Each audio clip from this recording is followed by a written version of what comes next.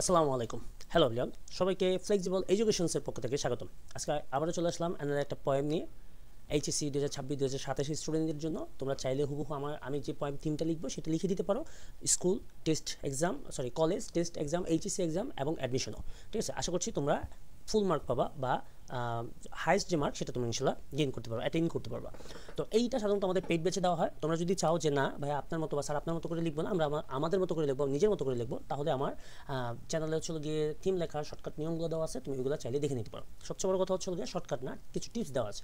Shortcut আসলে কিছুই নাই, এই জিসিতে আসলে শর্টকাট বলে কিছুই নেই। তোমাকে পড়তে হবে, পরিশ্রম করতে হবে যদি তুমি একটা ভালো ইউনিভার্সিটিতে পড়তে চাও। ঠিক আছে, যদি তুমি পড়তে চাও তাহলে তোমাকে কষ্ট করতে হবে, কোনো শর্টকাট হয় না। ঠিক আছে, এবং অ্যাডমিশন টেস্টগুলোতে কিন্তু প্রচুর পরিমাণের তোমরা জানো যারা ঢাকা ইউনিভার্সিটি এবং জগন্নাথে কিন্তু রিটেন থাকে, রিটেনে কিন্তু তোমার এরকম পয়েম দিয়ে দেয়, পয়েম দিয়ে কিন্তু বলে দেয় হচ্ছিল গিয়ে যে থিম লেখো। তখন কিন্তু তোমরা যেহেতু থিমটা প্রপারলি না পড়ে যাও বা পড়ে না গেলে কিন্তু তোমরা একটা একটা প্রবলেম ফেস করো। ঠিক আছে, এবং অনেক ভিডিও দেখবা যে একটা থিম লিখলে অনেক থিম লেখা যায়, একটা থিম একটা বা দেখলে হচ্ছে অনেক সবগুলো থিম লেখা যায়। এই ফাঁদে আসলে পা দেওয়া উচিত না।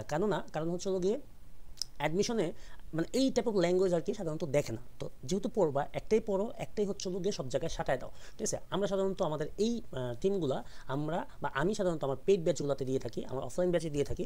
তো অনেকে দেখলাম যে গত বছর অ্যাডমিশনে অনেক স্টুডেন্ট পাস করতে পারে না ঠিক মতো, ইংলিশে অনেকে ধরা খেয়েছে। ঠিক আছে, যারা আর্টসে এবং হচ্ছে গিয়ে কমার্সে আসো তারা কিন্তু মাস্ট বি ইংলিশ পরীক্ষা তোমাদেরকে হ্যান্ডেল করতে হবে, মাস্ট বি তোমাদেরকে ইংলিশ পরীক্ষা দিতে হয়। তো তোমাদের কিন্তু এই জায়গাগুলোতে প্রবলেম হয়, তোমাদের কিন্তু তোমরা হচ্ছে গিয়ে এমসিকিউতে পাস করলেও সিকিউতে বা রিটেনে গিয়ে কিন্তু তোমরা আর পাস করে আসতে পারো না, ইংলিশে মূলত আর কি। ঠিক আছে, তো এই প্রবলেমের জন্য আমি আসলে থিমটা দিচ্ছি। আমি পর্যায়ক্রমিকভাবে তোমাদের প্যাসেজগুলো দেবো, কোন প্যাসেজ থেকে কীভাবে কোশ্চেন আসতে পারে, কীভাবে পড়লে তুমি হচ্ছে অ্যাডমিশনের জন্য একটু আগায় থাকবা, সে সব কিছু।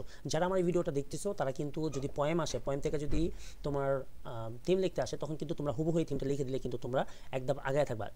ইন্টারও পড়ে ফেললা, তারপরে টেস্ট এইচএসসির জন্য পড়লা এবং অ্যাডমিশনের জন্য কিন্তু হয়ে গেল। ঠিক আছে, অবশ্যই থিম কিন্তু 50 ওয়ার্ডের উপর হয় না, এর বেশি লিখলে কিন্তু তুমি মার্ক কম পাবা।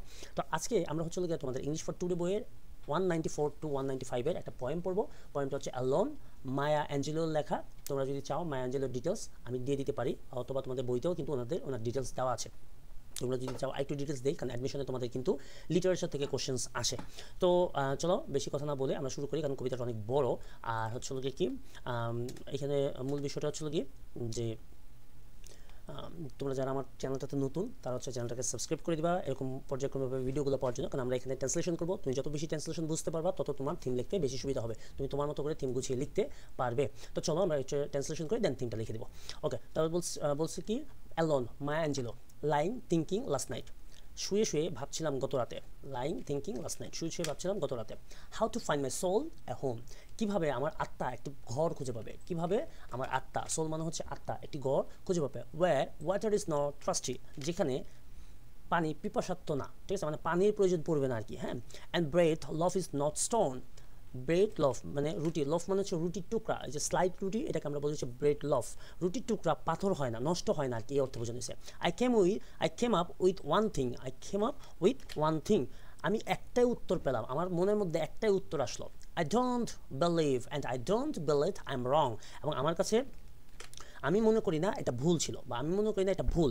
That's nobody but nobody can make it out here alone, ঠিক আছে, কেউই can make it out here alone, এইখানে একা টিকে থাকতে পারবে না। এইরকম যদি কোনো এক জায়গায় থাকে যেখানে হচ্ছে পানি পিপাসা পায় না, রুটি নষ্ট হয় না, ঠিক আছে, এইরকম জায়গায় কি কেউ থাকতে পারবে? কেউ থাকতে পারবে না।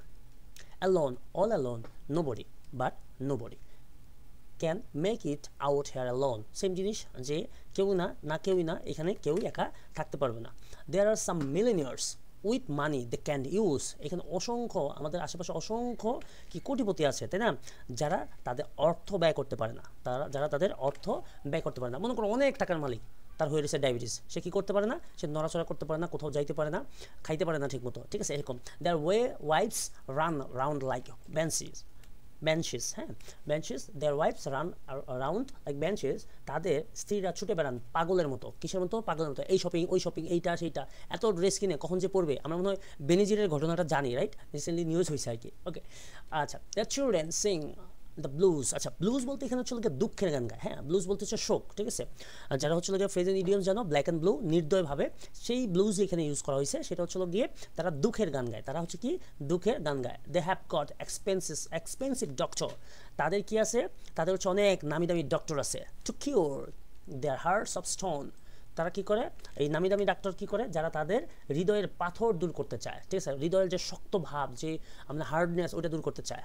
বাট নোবডি, নোবডি, বাট কেউই না, কেউই না, can make it out here alone. কেউ এটাকে কি করতে পারে না?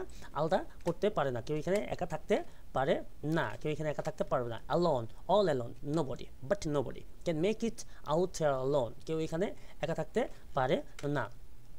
Now if you listen closely, যদি তুমি মনোযোগ দিয়ে শোনো, ইফ ইউ লিসন ক্লোজলি, যদি তুমি মনোযোগ দিয়ে শোনো, I will tell you what I know. আমি তোমাকে বলবো আমি কি জানি।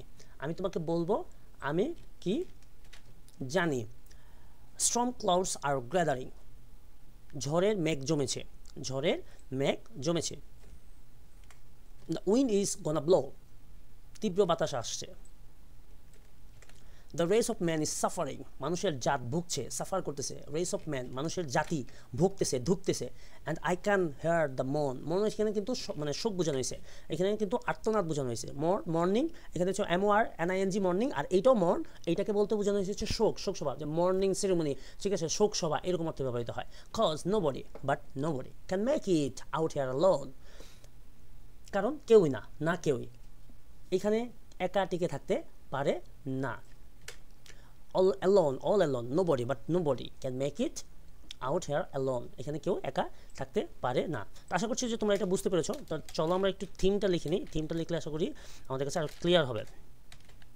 ওকে, থিমটা লিখলে আশা করছি তোমাদের যদি কোনো কোশ্চেন্স থাকে যে স্যার এটাকে একটু সুন্দরভাবে বলা যায় কিনা, আরও পোয়েট্রিক বলা যায় কিনা, উইলিয়াম শেক্সপিয়ারের মতো বলা যায় কিনা, আমাকে জাস্ট ইনফর্ম করো, আমাকে কমেন্ট সেকশনে জানাও। আমি কিন্তু এটাকে ওইভাবে তুলনা করবো। কিন্তু একটা প্রবলেম হচ্ছিল যে তোমরা যারা বাংলা পড়ছো, তোমরা জানো কবিতার মতো করে যদি আমরা তাল মিলিয়ে পড়ি, তাহলে হচ্ছে অনেক কিছু আমরা বুঝতে পারি না। সেজন্য আমি এটাকে যত সহজ করে বোঝানো যায় সেটা চেষ্টা করেছি।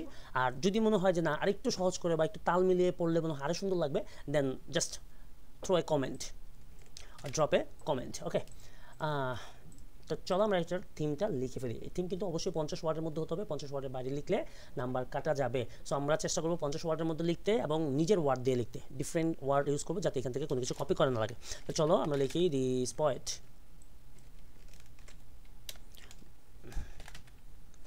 দিস পোয়েম এমফেসাইজ মানে হচ্ছে জোর করা, এমফেসাইজ। আমি এটার ট্রান্সলেশন করে দেবো যাতে করে তোমাদের মনে থাকবে, সহজে মনে থাকবে কি।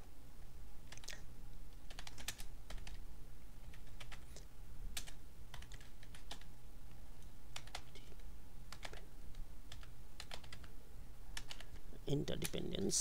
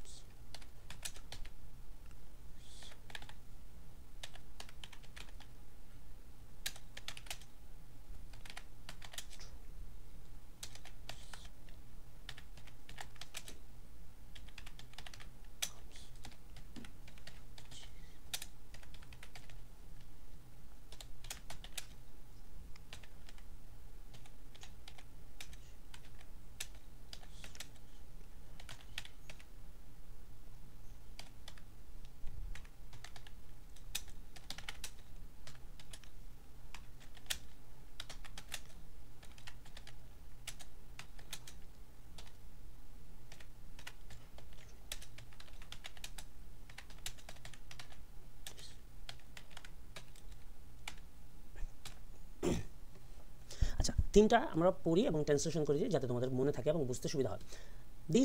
This poem emphasizes human interdependence. এই কবিতায় মানুষের পারস্পরিক নির্ভরশীলতাকে বেশি গুরুত্ব দিছে, বেশি জোর দিছে। অ্যাঞ্জেলিও shows that no matter one's wealth or status, অ্যাঞ্জেলিও এখানে বলতে বা দেখিয়েছেন যে কারো সম্পদ বা সামাজিক অবস্থান যাই হোক না কেন, এভরিওয়ান নিডস লাভ, প্রত্যেকে কী চায়, ভালোবাসা চায়, সাপোর্ট চায়, সহযোগিতা চায়, সহানুভূতি চায়, অ্যান্ড কমিউনিটি চায়, সম্প্রদায়ের প্রয়োজন হয় আর কি, সবাই বেঁচে থাকার জন্য। Isolation leads to suffering and true survival come through unity. একাকিত্ব, আইসোলেশন, দেখো আইসোলেশন শব্দটা কিন্তু কোভিডের পরে অনেক বেশি জনপ্রিয় হয়েছে। কোভিডের সময় হচ্ছে আইসোলেশন করতে বলছে, মানে একা একা থাকার কথা বলেছে, একরমে নিজেকে বন্দি করে রাখার কথা বলা হয়েছে, ঠিক আছে। Isolation leads to suffering and true survival comes through unity. একাকিত্ব কষ্টের দিকে নিয়ে যায়, আর প্রকৃত টিকে থাকার উপায় হলো ঐকমত্য। প্রকৃতভাবে টিকে থাকার উপায় হলো কি, বেঁচে থাকার উপায় হলো কি, ঐকমত্য। হ্যাঁ, she urged us to recognize that no one can live or thrive alone in the world. তিনি আমাদেরকে এইটা বোঝাতে চেয়েছেন বা তিনি আমাদেরকে অনুরোধ করছেন যেন আমরা বুঝি এই পৃথিবীতে কেউ একা বেঁচে থাকতে পারে না বা উন্নতি করতে পারে না, ঠিক আছে। তো আশা করছি তোমরা এটা বুঝতে পেরেছো। হুবহু এটা লিখে দাও, যেখানে মানে পরীক্ষা দেবো ওইখানে লিখে দাও, দেখো তুমি ফুল মার্ক পাও কিনা, ঠিক আছে। আমি একদম তোমাকে ইনসিওরিটি দিচ্ছি এই জায়গাতে। ওকে, তাহলে আজকের মতো এই পর্যন্তই, আবারও দেখা হবে অ্যানাদার কোনো কবিতায়।